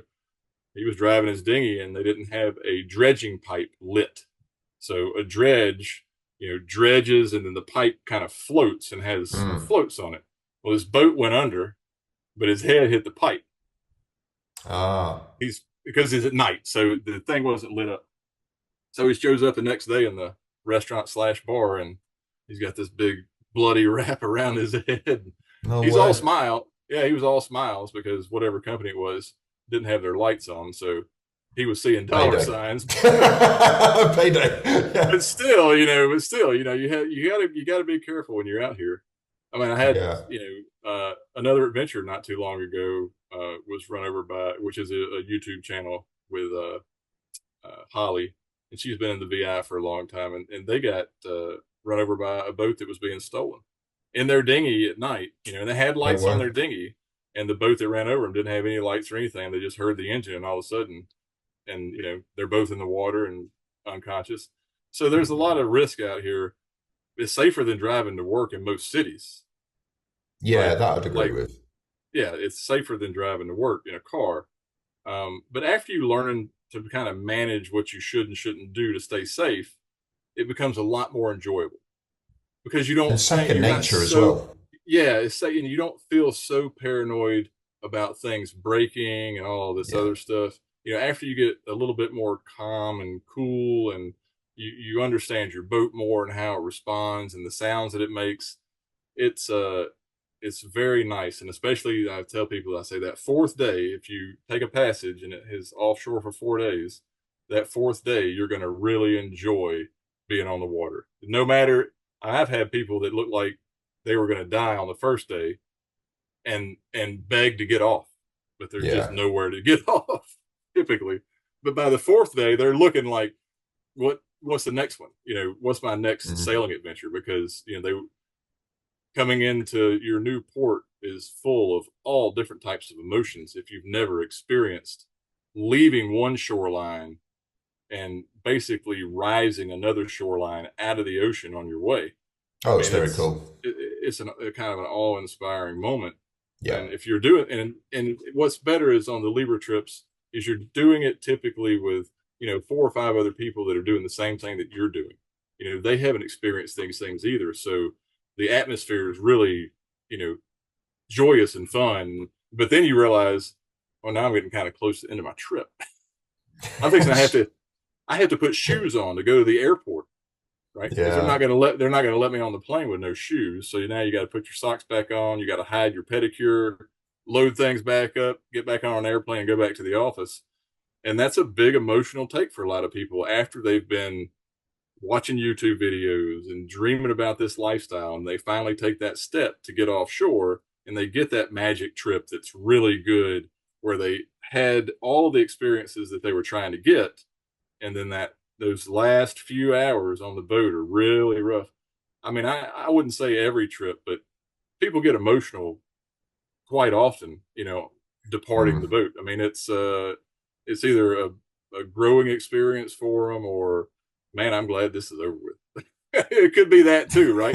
I'm not saying that it's all, it's not all necessarily butterflies and unicorns and rainbows, right? People get beat up out here, but that's what they're coming to do. They're coming to see how they respond. And that's the gist of what Libra provides is, we do the longer passages, and we do transatlantics, and we do 20-day thing, 20-something day passages from the Canaries to back to the Caribbean.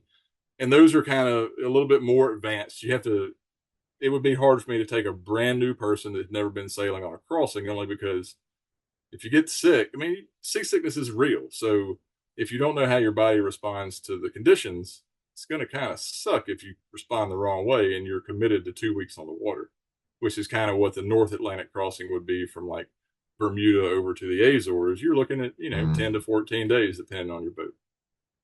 I mean, especially like doing like a Southern Atlantic crossing also, like I know people who only get sick when they're sailing downwind, because that's obviously a rocking motion. It depends on your boat, but if it's a monohull, it's rocking. Yeah, if it's a monohull, it is. Like doing an ocean passage for someone like that will be absolutely brutal. One of our friends, a couple who were friends with, they've got a YouTube channel called The Rigging Doctor, Maddie and Herb, like lovely people. She just vomits all the time, like when she's on the boat. Like, we chartered with them in Greece, and as soon as we start sailing, she's just vomiting. When they did an Atlantic crossing, which I think they've done a couple of, she's just vomits, just seasick the entire crossing, but she loves it. There's other channels out there too that are like that. Oh yeah, and I think so. I could be wrong, but don't quote me on this, even though I'm saying it.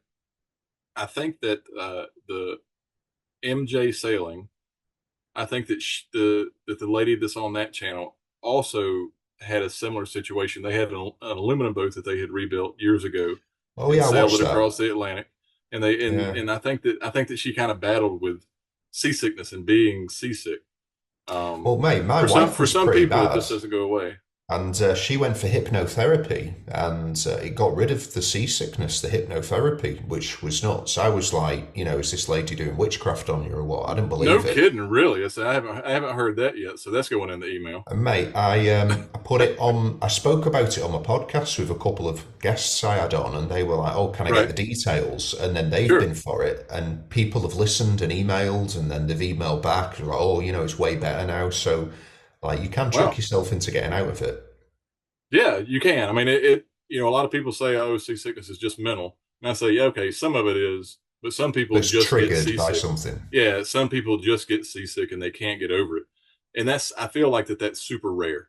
I feel it's super rare for somebody to get sick and then stay sick the whole time while they're on the boat or while they're on a passage. Like, you're not adapting to the motion at all. Yeah, exactly. Your body has a way of recovering itself. But if you have a cold, or you have some kind of inner ear thing, or you're congested, all of that adds to your balance and everything else. So if you have a cold and go sailing and get seasick, things might not ever clear up because you're congested, and sailing congested is that's not nice. That's like easiest headache you'll ever get.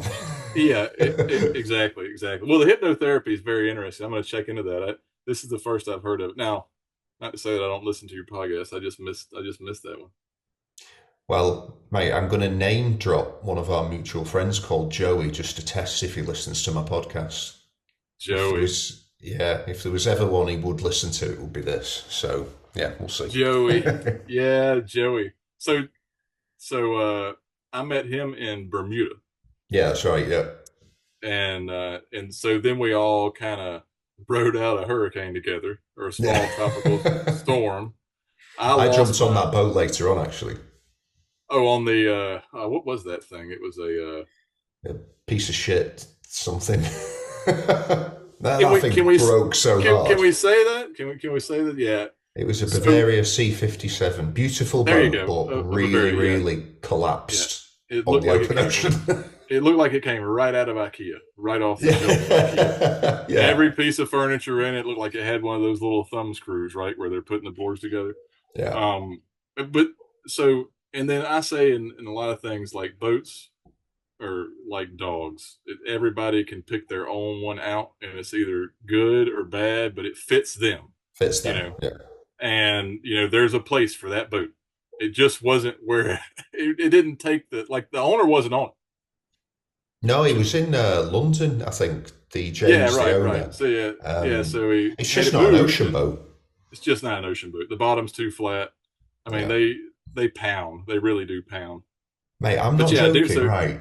Like, I've got a Geno 54 DS, which is it was a cruiser racer when they released it in like the early 2000s, but it doesn't pound. It'll slam every so often, but it has to be short waves and heavy. Yeah. That thing, like, oh my God, every wave you went over, and try and sleep being like just vigorously vibrated to the point where you can feel it in your organs. Like, that is how bad that boat pounds.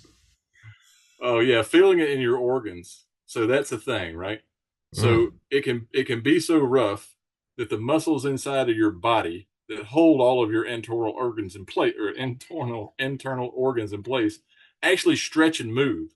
People don't realize this, right? It would be like, I had a trip when I was in Thailand, and I had some buddies in town, and I said, let's go to Cambodia and go to Angkor Wat and see the temple and all this stuff. Nice.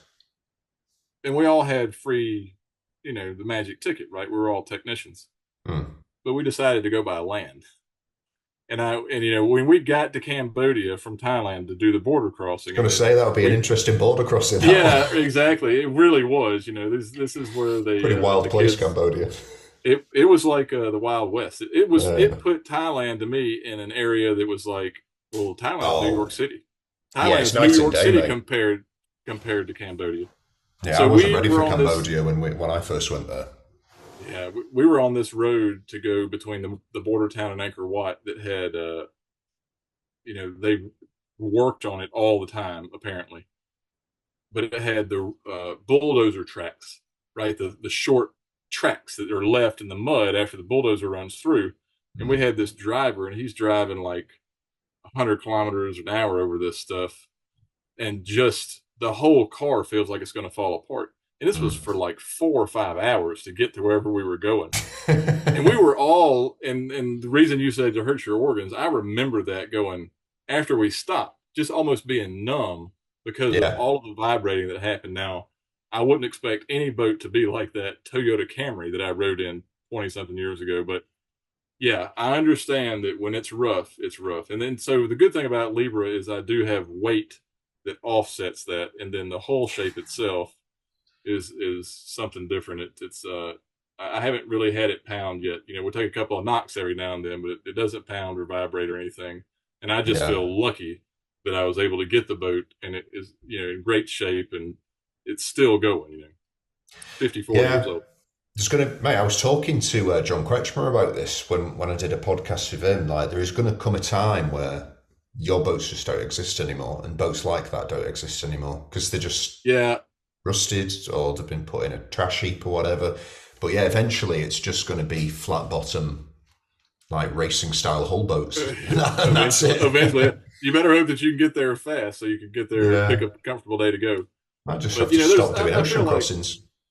Yeah, I feel like there'll always be a builder out there that's going to build an ocean-worthy boat. But then again, you're in the back of the day, the price range wasn't so vast, right? Because to get a 60-foot blue water monohull cruiser now, you're looking at $1 million. I mean, just and more, or more, right? Yeah.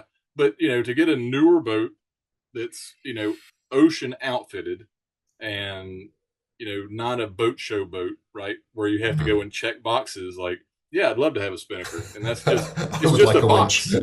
Yeah, it's just a box that you check, right? Like the boat is the boat, and then if you would actually like sails on it, that's an extra box that you check. Yeah. So that's the type of sailing that most people end up doing anyway.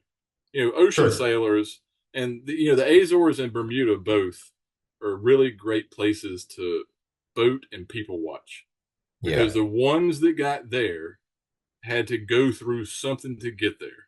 And then so they're going to have to go through something to get to the next place. And then they got to go somewhere to get to the next place. So there's always a very interesting bar nightlife in those areas of all the stories going around. But even the boats that you see too, you don't see it. You do see new boats, and you always see production boats. They're always there. They're great boats. They can do it. A lot of the boats that you see have been outfitted, and they're in the 40-foot range. They're not in the 50-something foot range. They're low 40s, mid 40s, but they've been outfitted, right? And you can tell that they have a lot of safety things on them. They have a spray curtains for the cockpit, right? To keep that water from spraying on you and things like that. So they've just been outfitted correctly to do those types of passages. So then you meet a lot of like-minded people. I love taking my guys into those places because it's almost like letting the kids free. And to go play with the other kids. Except all of the other kids are not dreamers. They were actually doing it. And then the thing that the people that realize after they were on the boat with me to get to Bermuda's a big stop for me. I end up being there probably, I don't know, 6-8 times a year or something like that. The people that I take in there don't realize until they get into the social activity in Bermuda with the other cruisers that now they have some of the same stories as everybody else. They're part of the group. Yeah. But they were sitting on the sidelines the whole time, but now they've arrived into Bermuda by sail, and they get to hear the other cruiser stories, and now theirs are very similar too, as far as the conditions that we had coming there. I went through a low pressure system back in the fall to get to Bermuda, and it ended up not really being much of anything, but it was still, when you look at a Earth overview and anything looks like a circular motion, you don't necessarily go take your boat through the middle of it. No, you avoid even if it's a thunderstorm, right? If it's spinning, many let's movies not get made anywhere about near this. it. Yeah, exactly. And luckily, I mean, I just couldn't avoid this thing, and it wasn't a tropical system. It wasn't anything like that, but it was very daunting to see it graphically because with Starlink now and the Windy app, I know that you go pick your favorite sailing app, whatever it is, because I don't even know which ones exist because I typically use Windy. There's a lot of people use Predict Wind and some other things like that. So I just use Windy. I'm a premium subscriber because I don't want it to go away. How long can they run this thing for free, man? Hey, here's $20 for the year or 30 or whatever it is. Let's keep this thing going. Because with the addition of Starlink, it's worth paying. The extra information you get is priceless. It's priceless. And I can have real-time Doppler radar. So I can have land-based Doppler radar all through the Caribbean. I can see a squall develop on Windy and be going into it and know that it's there. And the same thing with weather on longer passages. You can see a global overview real time from a camera in space and where you're at on that screen and relationship. Sure, you could do this with weather services and your buddy with a Garmin InReach, right? Send a text message. That's what we did for years. We had a Garmin InReach, and I would text a buddy and go, all right, I've been out here for 3 or 4 days. What's it looking like? Because, weather's dependable about 3 days out. At the max. Once you start getting into the 4th day, things are liable to change. But yeah, now with Starlink and Windy, with those two items, I don't know what's going to happen to a lot of other cruisers or new cruisers when they get into it and think that this is just normal. And so I think that a lot of the new people may get into a comfort zone with this new technology. I don't necessarily think that they're going to get in trouble with it. It's just, I don't know how the newer generation coming into this that didn't do it before there was communication, right? Like when you went over the horizon, that's it. You're on your own, you know, and that's just not the way it is now with the way that we're all connected. But it's a great thing. The Windy and Starlink edition is just freaking awesome.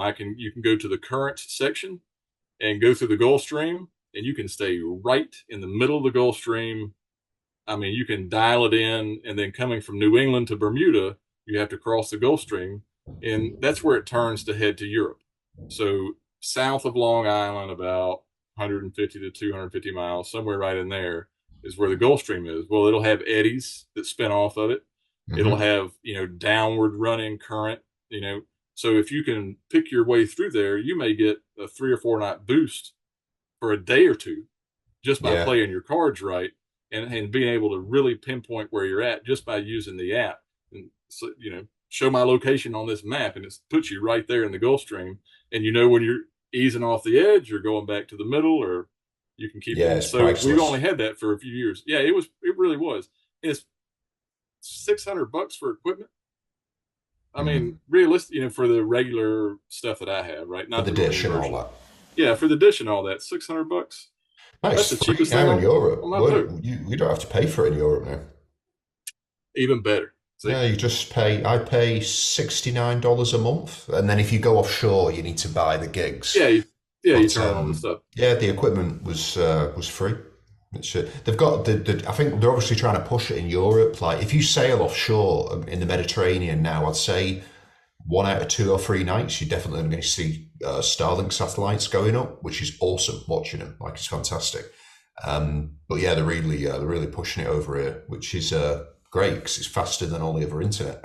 Oh man, it's. I mean, I can't even imagine these sat navs and super yacht internet services that have been. Their internet bill will be $20,000 a month. Right, for a normal super yacht, and that's just has been the industry standard and been normal for them. Yeah, and it was rubbish internet. Yeah, and it wasn't that great. But now they can just be connected all the time, and it's just unbelievable speeds. I mean, I've been in IT and technology my whole life, and then doing a speed test between Bermuda and the Caribbean and getting like 180 down. 180. That's crazy. I was like, where is it down from? You can't it's up there somewhere, right up there through the clouds. But yeah, it's unbelievable. Like we can stream Netflix. We're just sailing along streaming Netflix. A lot of people want to get out here and avoid all that stuff, but I still like my creature comforts. So. No, I like Star Trek, mate, like on loop. So I'd really appreciate Netflix offshore. So you probably are interested in all the SpaceX stuff and the starships and things. Oh, I love it, mate. Yeah, me too, man. I'm in it. I want to see these big things, and I think a lot of it comes from the explorer mentality that most sailors are. The last launch that they had, the whole boat was watching it on the big screen over here. We're tapped in, and here's the SpaceX YouTube channel, and there they go launching it. And then the thing it's funny watching that. Yeah. Oh, no way. Yeah, well, it came over Puerto Rico, right? And it was tumbling through the air, right? The Starship, after they lost contact with it and everything. Yeah. So we saw something in the sky for a little while, but we didn't even know what it was. And later, come to find out, it was the Starship burning up. But there was a photographer in Puerto Rico that actually got a picture of it. Oh, no way. Yeah, that was interesting, that. I think what's so interesting is being able to just watch, like, live stream someone lose $1 billion, like, just with a click of a finger and be, it's okay, we'll do another one. It's like, more than $1 billion, I think. Yeah, we're not going to learn how to do it until we do it.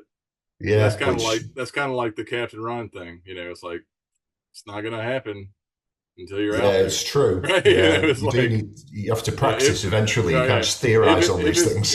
Exactly. If it's going to happen, it's going to happen out there. That's the line. Yeah.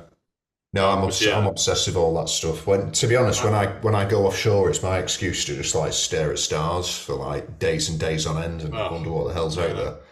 I tell you, I've found more peace within myself in the last 10 years doing these big trips and being able to sit under the stars and just see the milk. I have guys that have been on, never seen the Milky Way, never seen anything, like we see as sailors when you're offshore and you get just that, so there's a certain temperature that is a little cooler. It gets rid of all the haze and the humidity. If you can get, and I probably only get maybe 2 or 3 nights a year like this, but the cool, crisp night where stars come out of the water. So you don't have the haze right on this, so as they're coming up kind of out of the sky, you can literally see stars rise out of the water, and you feel like you're in this like giant planetarium, with the dots in the ceiling back when you were a kid and would go through a planetarium for school. It's real. I mean, it's horizon to horizon on these dark nights with no moon. The moon's a double-edged sword. Great for sailing and not getting run over. Terrible for then you can't see anything. Right? Yeah. Can't see anything with a full moon. I'm like, man, just put the moon away. Just whilst I'm looking up. Yeah. I mean, the moon and the stars and stuff. And if you got Star Trek on loop, then you definitely like the SpaceX stuff just as much as I do. Oh, I love it, mate. Like, I remember the first time we saw one when we were offshore, obviously incredibly disappointed we weren't being invaded. That was the first hope when you see these lines of things going through the sky. You're like, finally, they're going to fix the place. So it's awesome. I was in 2019, this is before Starlink, but during their whatever initial phase that nobody really knew about. And so we're off of the Canaries and we're sailing toward the Caribbean. And it's in December or something, normal after hurricane season. Everybody comes over to the playground. And we started to see, and like my mate that was on the trip said, hey, come take a look at this, because he didn't quite know what it was. And we had these lights like popping out of the water, exactly spaced apart right. And they went up all the way over our heads and back in the water on the other side. And there ended up being like 42 of them. And it's a really eerie feeling when you have no idea what Starlink. This is. No, it was a Starlink train, right? So you've heard of Starlink trains where they're in line after they launch before they go to whatever position they're supposed to go into. So this is back not from like one side of the water to the other, or do you mean just like across the sky? Yeah, all because they had lights on at the time.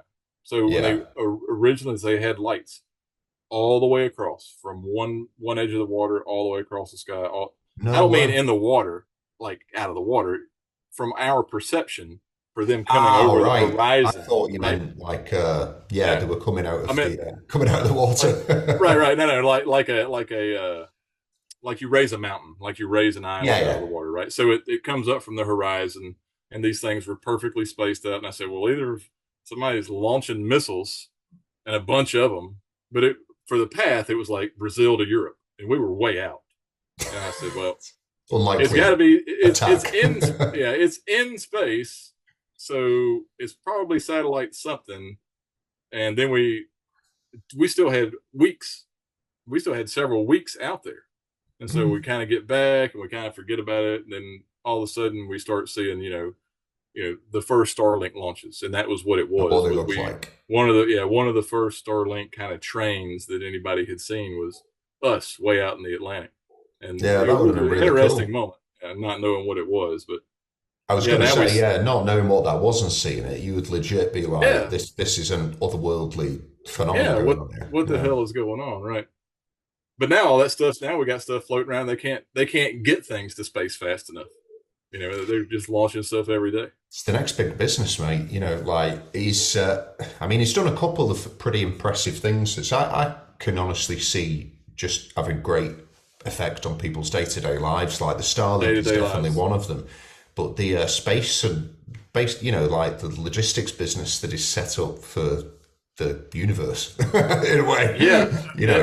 Where that's going is going to be infinite. Like, gosh, it's going to basically be Maersk, but going to Mars and Jupiter or wherever. That's like wherever you want to go. The sky is not the limit anymore, right? There's more sky. There's more sky past that sky. Yeah. But like we said, as sailors, we do find these things interesting because it's exploration, and we're kind of venturing into new waters, and that's the whole Star Trek announcement at the beginning. I forget the tagline for Star Trek, but it was like something There's been a few. Yeah, there's been a few right over the years. It's morphed over the years since the 60s as well. Yeah. And some of those were the better ones. I like the real human-like aliens with the green heads that they used to have a long time ago in the 60s and 70s on those space shows. Oh, just a face paint and that was it. Yeah, right. Just you know it's an alien because all aliens are green. They all speak perfect English, also, strangely. Yeah, exactly. Right, mate. Let's call it there, because I could talk to you all night, but my bladder won't be able to last the full time. So, where should people go to check out these passages? You've got like a web address we can send them to. So Libra's website is saillibra.com. Super easy to get to. We also have a poorly managed Instagram and Facebook page that I try to get stuff on every now and then to share some of these things after I've been in the bilge, working on stuff, right? Yeah. So, we're on Facebook and Instagram and things like that. But yeah, they can visit us at the website, kind of check out our passages. And for this season, I'm not sure 100%, just for some family logistics, may end up actually being back in New England where I've been since COVID. So it's just something for people to check out on the website, because I'm sure it'll be live by the time that this gets out, and they can take a look at it. So yeah, saillibra.com. We'd love to have them. We take all kinds, from beginners to I've already owned a boat and I just want to get my fix. That's the thing. Cracking, mate. Right, that was a nice chat.